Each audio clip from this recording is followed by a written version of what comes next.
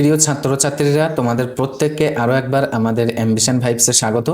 এই মুহূর্তের ছোট্ট একটি আলোচনা পর্বে আমি সঙ্গে আছি তোমাদেরই সুমনদা।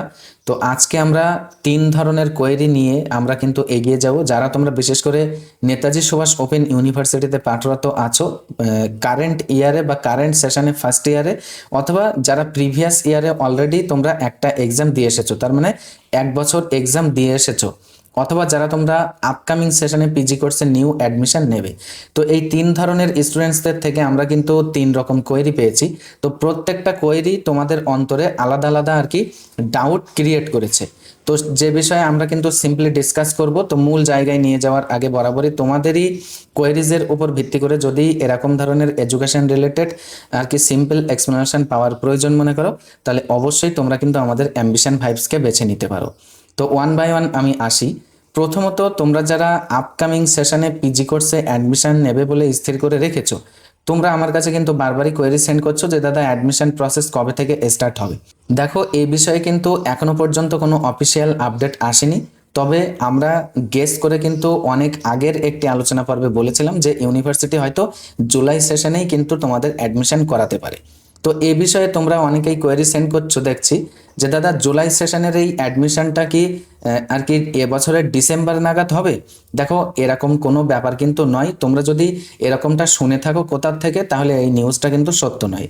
এখনো পর্যন্ত ইউনিভার্সিটি অফিসিয়ালি কিছু জানায়নি যে জুলাই সেশনের অ্যাডমিশনটা তারা কোন মাস নাগাদ নেবে। যখনই অফিসিয়াল আপডেট আসবে এ বিষয়ে আমরা কিন্তু দেন অ্যান্ড দেয়ার তোমাদের সঙ্গে শেয়ার করব। তবে হ্যাঁ, তোমরা যে ডাউটের মধ্যে ছিলে যে দাদা এবছর জানুয়ারি সেশনে তো অ্যাডমিশন হয়নি, তাহলে জুলাই সেশনেও হবে, তো অবশ্যই কিন্তু ইউনিভার্সিটি অ্যাডমিশন প্রসেস খুব শীঘ্রই ওপেন করবে।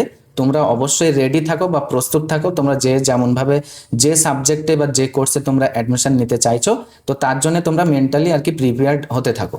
এইবার দ্বিতীয় পর্যায়ে আসি, যারা তোমরা কারেন্ট ইয়ারে আর কি ফার্স্ট ইয়ারে পাঠরত আছো, তোমাদের প্রশ্ন হচ্ছে এই যে দাদা এখনো পর্যন্ত 1 বছর পার হয়ে গেল, অনেক দেরি হয়ে যাচ্ছে, এখনো পর্যন্ত তো এক্সামিনেশন রিলেটেড কোনো ধরনের আপডেট আমরা পাচ্ছি না।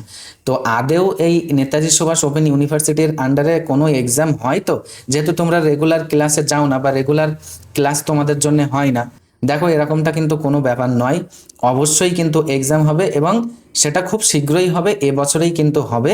এইবার সর্বশেষে আলোচনা করি, যারা তোমরা বিশেষ করে আর কি প্রিভিয়াস ইয়ারের স্টুডেন্টস, অলরেডি যারা তোমরা 1 বছর এক্সামিনেশন দিয়েছো।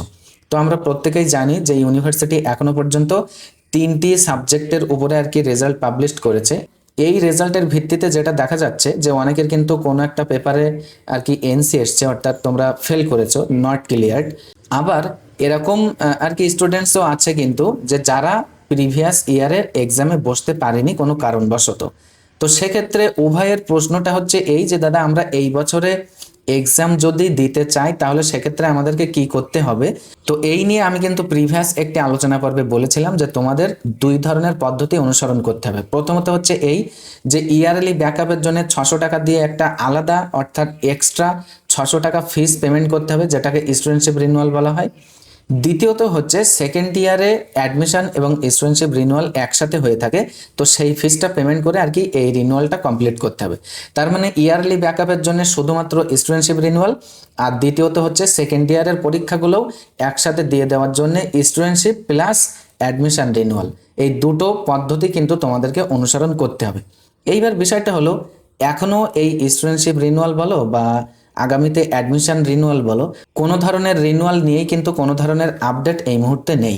তো তা নিয়ে তোমাদের অন্তরেও কিন্তু একটা বিশাল বড় সংশয়ের উদয় হয়েছে যে দাদা আদেও এই বছরে আমরা দুটো ইয়ারের এই পরীক্ষা একসাথে ক্লিয়ার করতে পারবো তো, বা নেতাজি সুভাষ ওপেন ইউনিভার্সিটির আন্ডারে এরকম সিস্টেম আছে তো সত্যি সত্যি যে প্রিভিয়াস ইয়ারে যদি আমার কোনো পেপারে আর কি ফেল করি, অথবা প্রিভিয়াস ইয়ারে যদি আমি কোনো এক্সামিনেশন না দিতে পারি, তাহলে দুটো ইয়ারের পরীক্ষা একসাথে দেওয়া যাবে কিনা, বা ওই ফেল করা পেপারটা এই বছরে ক্লিয়ার করা যাবে কিনা। তো দেখো, আমি যেটা বলবো এখানে চিন্তিত হওয়ার কোনো জায়গা নেই।